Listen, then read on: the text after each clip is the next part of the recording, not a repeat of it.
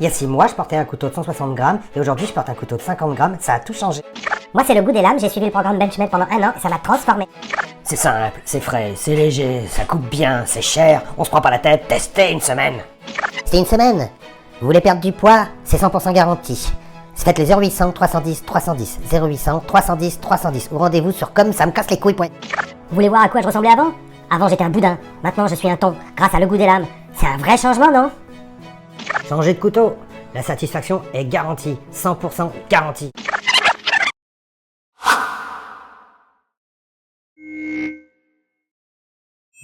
Bonjour, comme vous avez pu le voir dans la petite vidéo qui a précédé, je m'excuse encore pour ça.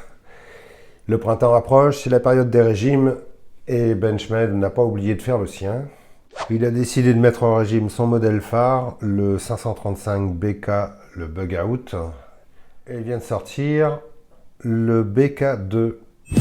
Alors avant de vous parler de ce couteau, je vais tout de suite vous montrer dans quoi il arrive. Voilà les boîtes Benchmade. Très classique, la petite pochette en tissu synthétique, la petite notice qui explique comment entretenir son couteau. Ça, c'est une petite étiquette qui vient se glisser sous le clip. Du polystyrène à l'intérieur, voilà quoi, rien de transcendant. Du classique, efficace. Donc, comme vous pouvez voir, c'est marqué sur la boîte 535 BK2 Bug Out en acier CPM S30V, voilà, ouverture manuelle. Bon, qu'est-ce qui fait la grosse différence entre ce couteau et son prédécesseur? C'est ses plaquettes. Le BK, le 535 BK, avait des plaquettes en Gry-Vory. Et ce que beaucoup de gens leur reprochaient d'ailleurs, ils trouvaient que le Gry-Vory était léger, mais pas assez rigide et pas assez solide. Donc du coup, Benchmade a fini par sortir un nouveau modèle avec une nouvelle matière pour composer les plaquettes. C'est du CF Elite. Alors le CF Elite, a priori, c'est un polymère renforcé de fibre de carbone qui est 50% plus solide que le Gry-Vory et plus léger. Pas beaucoup plus léger, mais plus léger. Mais c'est surtout 50% plus solide et plus rigide. Celui-ci, quand je l'ai eu en main, j'ai eu l'occasion de tester, d'avoir en main l'ancien et celui-ci, et j'ai pu tester la solidité des plaquettes. Ça, bon, c'est pas encore parfait, hein, ça n'a pas la rigidité du G10 ou du titane, mais on arrive tout de suite quand même à un résultat qui est bien meilleur, je vous le montre.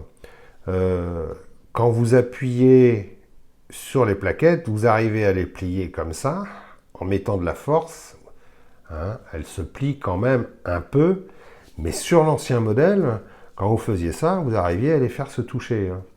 Et je trouvais ça, d'ailleurs, quand on forçait sur le couteau, il avait tendance à vriller un peu, et voilà, ça ne me mettait pas en confiance. Donc du coup, quand j'ai su que Benchmade avait sorti ce modèle dans des nouvelles plaquettes, bon, j'ai dit je vais prendre ça et puis je vais le tester quand même. C'était bien, c'est cher, mais il fallait quand même. Le Bug Out, c'est quand même un couteau à avoir dans sa collection. Voilà. Donc voilà, j'ai maintenant un Bug Out dans ma collection. Ouais, bon, en ce qui concerne les détails techniques et les mensurations et tout ça, je vous mettrai tout ça en incrustation dans l'écran. On va quand même faire rapidement le tour de ce petit couteau. Il a des intercalaires, là, je ne sais pas où ça s'appelle comme ça, en titane. Le système Axis Lock est fixé sur des platines en acier, je crois. C'est toujours le même acier, hein, c'est du S30V, toujours fluidité impeccable du système. Le système Axis Lock, bon, c'est plus la peine de le présenter, c'est quand même, voilà. C'est ça, l'avantage du système Axis Lock, c'est facilité d'ouverture et de fermeture. Maintenant, bon, voilà, j'aime bien aussi les Spyderco parce qu'on peut les ouvrir avec différents doigts. On peut les ouvrir avec des gants. Hein. Celui-ci, déjà, mettez des gants et essayez de l'ouvrir. Vous allez un peu galérer. Alors que ça, les Spyderco, c'est vraiment des couteaux qui sont faits pour être ouverts de toutes les façons possibles, imaginables, avec pratiquement tous les doigts. Et bon, moi j'aime beaucoup Spyderco. On va tout de suite faire une comparaison entre ces deux couteaux qu'on veut toujours confronter tout le temps. Quand vous regardez, quand vous parcourez YouTube, vous voyez toutes les vidéos, tout le monde confronte le Benchmade Bug Out avec le Spyderco, le Paramilitary 3 Lightweight. Honnêtement, je trouve qu'il n'y a pas de quoi. C'est pas du tout le même usage, c'est pas du tout la même sensation de solidité, c'est pas la même construction. Vous n'allez pas faire les mêmes choses avec l'un ou l'autre. À mon sens, ces deux couteaux sont, comment dire, sont pas faits pour le même usage. Voilà. Celui-ci sera parfait pour éplucher une pomme. Voilà. Excusez-moi, mais je veux pas être péjoratif, mais couper des patates. Couper son steak, ouvrir des cartons, voilà, faire des choses assez light quand même, hein. Bien que je vois pas trop l'utilité d'acheter un couteau à 150 € avec de l'acier S30V pour accomplir ces tâches-là. Parce que malheureusement, il donne pas une sensation de confiance. J'irai pas tailler des morceaux de bois avec. Alors, ceux qui possèdent l'ancien depuis longtemps, donnez-moi vos impressions, dites-moi ce que vous faites vraiment avec. Parce que moi, sincèrement, c'est pas le couteau que j'emmènerais en forêt pour aller voilà, tailler des morceaux de bois, me faire des bûchettes, préparer un feu. C'est vraiment le couteau que je vais sortir pour couper ma côte de bœuf sur une planche en bois, et puis éplucher une pomme. Bien que j'ai déjà j'ai épluché plusieurs pommes, je trouve pas ça. Le fait que la lame ait un revêtement noir comme ça, qui marque assez facilement d'ailleurs, si vous pouvez le voir, je trouve que ça glisse pas très bien, quoi. Quand vous épluchez une pomme, vous sentez que ça a tendance à accrocher un peu. Celui-ci, par exemple, je trouve qu'il est plus agréable pour éplucher une pomme. Et pourtant, quand vous voyez la différence d'épaisseur de lame, d'ailleurs, justement, épaisseur de lame, parlons-en. Oui, parlons-en. Regardez, la différence entre un Spyderco Para 3 qui fait 3 mm 6 d'épaisseur dans la partie la plus large. Bon, allez, je prends, voilà. Au niveau du trou, il fait 3 mm 3. Quand vous regardez le Benchmade, lui, dans la partie la plus épaisse, il fait 2 mm 3. C'est-à-dire qu'il a 1 mm de moins que le Spyderco. Et vous le sentez tout de suite quand vous avez l'un ou l'autre. Celui-ci, quand vous l'avez en main, franchement, vous pouvez vraiment y aller, quoi. Il met en confiance immédiatement. Il est extrêmement rigide. Vous pouvez appuyer sur les plaquettes, ça pliera pas du tout. Ou alors très légèrement en appuyant super fort. Celui-ci, bon voilà, il a tendance à twister un peu. Et puis même avec cette nouvelle matière, avec le CF Elite, quand vous appuyez sur les plaquettes, elles ont tendance à plier. Donc voilà, ce qui me fait dire que on peut pas les comparer, quoi. C'est pas possible. Ils n'ont pas du tout la même sensation. Ils donnent pas la même impression de solidité. Ils sont pas du tout faits pour le même usage. Le Benchmade, c'est un super EDC, c'est un ultra EDC, mais voilà. Celui-ci, je l'emmène en nature quand je pars en forêt, etc. Il m'accompagne tout le temps. Pourquoi? Parce que je sais que si j'ai un souci si j'ai besoin d'un couteau solide, je peux compter sur lui. Celui-ci, ça sera plus un citadin, quoi. J'irai pas l'emmener en forêt, quoi. J'en vois pas l'utilité. Je me mettrai pas à tailler du bois avec une lame aussi fine, quoi. Vous voyez, c'est vraiment super fin. La prise en main est bonne, le grip est plutôt bon, cette nouvelle matière là est plutôt pas mal. Ça a l'air un peu moins râpeux que le Gryvery, un petit peu plus lisse. Mais bon, vu que c'est pas un couteau sur lequel on va forcer comme une brute, donc c'est pas gênant. Le revêtement de lame a tendance à marquer assez facilement. Ça, c'est irrémédiable. Sur les lames noires, de toute façon, ça marque facile, quoi. Vous voyez le logo Benchmade. De l'autre côté, vous avez S30V. Et puis voilà, quoi. Alors, a priori, le clip semble être plus court, plus petit que sur l'ancien modèle. Le port est assez bas, mais pas tant que ça. D'ailleurs, on va tout de suite faire le test. Le port, voilà. Vous avez ici le Benchmade. On va le comparer avec le Spyderco. Et puis tiens, le CRKT CEO. Alors moi je trouve que effectivement le clip du Benchmade est plus court. Mais bon, le port est pas spécialement discret. Mais ouais, il accroche plutôt pas mal. Il accroche plutôt pas mal. Alors, vous voyez, le fait qu'il soit super léger, comme ça, comme on ne le sent pas dans la poche, moi, toutes les 5 minutes, je suis toujours en train de vérifier s'il est là, quoi. C'est ça le problème de la légèreté, de l'ultra-légèreté, c'est qu'on le sent pas. Un couteau, quand même, c'est bien de pouvoir sentir son poids dans la poche, quand même.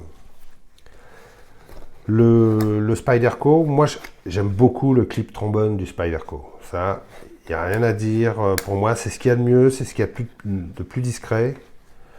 Ça montre pas que c'est un couteau, quoi. Là, on voit que c'est un couteau. Là, on voit que c'est un couteau. Mais là, on voit pas que c'est un couteau. Système trombone comme ça, je trouve que c'est vraiment une super bonne chose. Maintenant, bon, voilà. Il est plus court, il est petit. Le couteau rentrera bien dans une poche, dans la petite poche du jean. Ouais, à peu près. Sinon, bon, ben voilà. Le clip est assez dur. Il est assez large. Les vis, par contre, dépassent beaucoup. C'est un peu dommage. Je trouve qu'ils auraient pu trouver un système pour que les vis, ou mettre des vis avec des têtes un peu plus plates. Je trouve qu'elles dépassent un peu beaucoup. Alors ça rajoute peut-être au fait que ça s'agrippe mieux à la poche. Je pense qu'ils ont dû un petit peu étudier la question. Mais bon.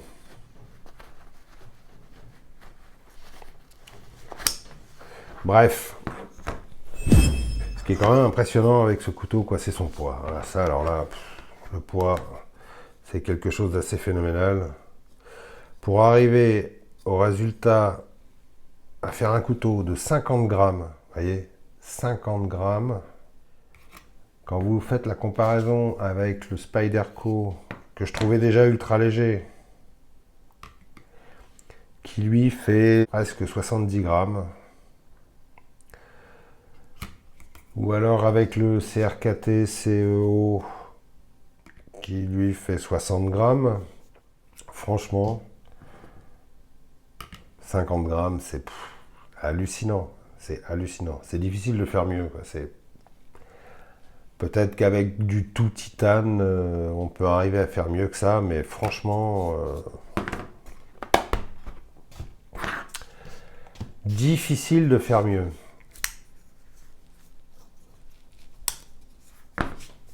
Avant de conclure avec ce couteau, je vais vous faire encore une petite comparaison entre différents modèles.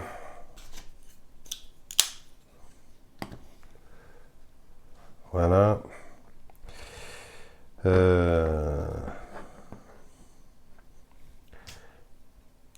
Et puis celui-ci, tiens aussi. Ici, vous avez le Kalachnikov, le Mini 74, le CRKT CEO, le Benchmade Bugout 2 et le Paramilitary 3. Alors, ça c'est un très chouette couteau, hein. Je vous le conseille, et celui-ci aussi d'ailleurs.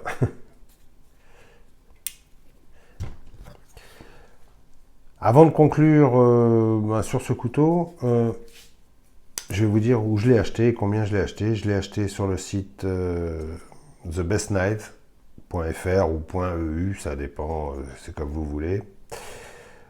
C'est là où il est le moins cher. Il est à 149 des poussières. Bon, allez, 150 €. Il est quand même nettement moins cher qu'ailleurs. C'est un couteau qui est fabriqué aux États-Unis, forcément. C'est vrai que 150 €, je trouve ça cher. Je trouve que, à mon sens, c'est même excessivement cher au regard de ce qu'il propose. Voilà. 150 € pour un couteau qui est quand même, qui semble assez fragile, hein. C'est pas un couteau avec lequel on pourra faire n'importe quoi. Si c'est pour s'en servir pour ouvrir le courrier et découper quelques cartons, ça sert à rien d'avoir du S30V. Alors évidemment, ça passe complètement inaperçu au fond de la poche, mais voilà, je trouve que 150 balles, et encore quand je dis 150 balles, c'est parce que c'est là où il est le moins cher, mais partout ailleurs, il est vendu entre 150 et 200 €. Et je trouve que voilà, à ce prix-là, pour moi, c'est excessivement cher pour ce que ça donne. Voilà, je préfère, par exemple, mettre un peu moins cher dans un Spyderco qui va être plus solide et qui va permettre vraiment de lui en foutre dans la gueule, celui-ci, hein. Alors que celui-là, j'hésiterais, quoi. Franchement, il m'inspire pas spécialement confiance. Je vous dirai ça dans quelques temps, je ferai un retour après l'avoir utilisé.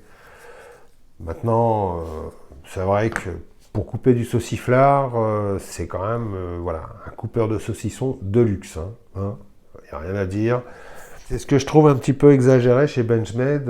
Bon, ils font des super couteaux, il n'y a rien à dire, mais là, des fois, ils abusent un peu. Alors, le Bugout, c'est une performance technique, c'est vrai, c'est léger, c'est plat, c'est très fin, mais vous voyez cette finesse de lame, là, franchement, bon, ça donne un tranchant incomparable.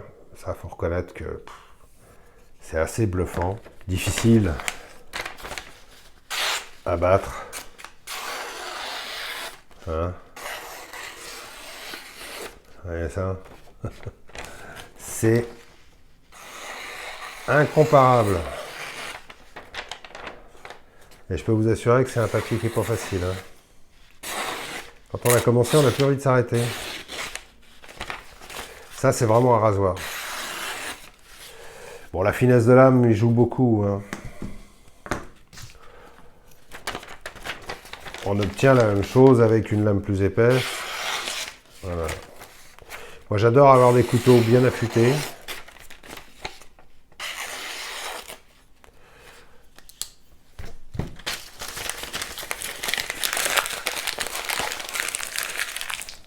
Voilà. Bon, je pense que j'ai fait le tour sur ce couteau. Ça va devenir mon EDC principal pendant un certain temps, hein. Forcément, si j'avais pas autant d'envie de couteaux différents, j'aurais pas de chaîne, hein. La chaîne YouTube n'existerait pas. C'est bien parce que justement, j'ai tout le temps envie de changer de couteau que je peux présenter des nouveautés à chaque fois. Donc voilà, ça me coûte très cher, mais c'est comme ça. Alors, celui-ci, je vais le garder, je vais le porter, je vais l'utiliser et puis je ferai un retour dans un petit moment pour donner mes impressions et puis vous dire lequel j'ai préféré. Je porte beaucoup celui-ci aussi. Il est toujours au fond de ma poche. Il est Il est avec mes pièces de monnaie au fond de ma poche. Voilà, je le trouve très pratique. Quand j'ai besoin d'un petit truc à couper, je préfère sortir celui-ci. Je le trouve vraiment bien. Il donne, il est très rassurant, il donne une impression de solidité. Maintenant, c'est vrai qu'il est petit, quoi. Voilà. Celui-ci, bah, je vais le garder et puis je vais l'utiliser. Je vais pas, moi, je suis pas du genre à laisser mes couteaux dans leur boîte et dans une vitrine. Il faut que ça serve. Et puis on verra. J'ai une nouveauté à venir bientôt. Je pense que dans une semaine à peu près, je serai en mesure de vous présenter encore une nouveauté, et puis peut-être même avant. Et puis voilà.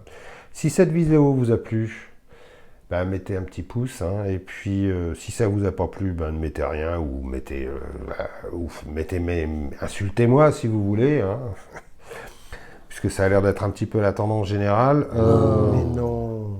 Enfin, un peu quand même. En Hein. tout cas, sachez que je vous remercie de me suivre. Ça me fait très plaisir. J'apprécie vos commentaires. Pas tous, mais bon, dans la grande majorité, j'apprécie vos commentaires. Et puis, n'hésitez pas, dites-moi ce que vous en pensez. Si vous seriez prêt à mettre 150 €, voire plus, dans un petit couteau aussi léger. Et pour en faire quoi surtout? Parce que c'est ça, ma question principale, c'est pour en faire quoi? Qu'est-ce que vous feriez d'un couteau aussi léger, aussi fin, à garder toujours au fond de la poche? Ceux qui possèdent déjà un bug out, qu'est-ce que vous en faites concrètement, hein? N'allez pas me raconter que vous partez en bivouac avec, machin, et ci et ça, et qu'il vous rend beaucoup de services quand vous êtes en bivouac. J'en croirais pas un mot. Dites simplement ce que vous faites réellement avec vos couteaux. Est-ce que c'est simplement pour le plaisir de l'avoir avec, et puis jouer avec devant la télé, comme moi, hein, je le fais, hein, ça m'arrive, hein, j'ai tout le temps, quand je suis devant la télé, quand je regarde un film, je suis tout le temps en train de jouer avec un de mes couteaux. Heureusement, j'ai que 2 mains, parce que si j'avais 4 mains, j'aurais 4 couteaux, et puis ça claquerait dans tous les sens. D'ailleurs, ça énerve considérablement mon ami. D'ailleurs, tout le monde. Tous les gens qui sont autour de moi, ça les énerve de me voir sans arrêt jouer avec un couteau. C'est nerveux. Bon, il y en a qui jouent avec des yo-yo et d'autres choses, mais c'est un peu notre hocher à nous, hein, les passionnés. Donc dites-moi concrètement, qu'est-ce que vous faites avec votre bug out? Allez, salut à tous, à bientôt, et puis restez... Restez, tiens. Et puis, à bientôt. Ciao, ciao.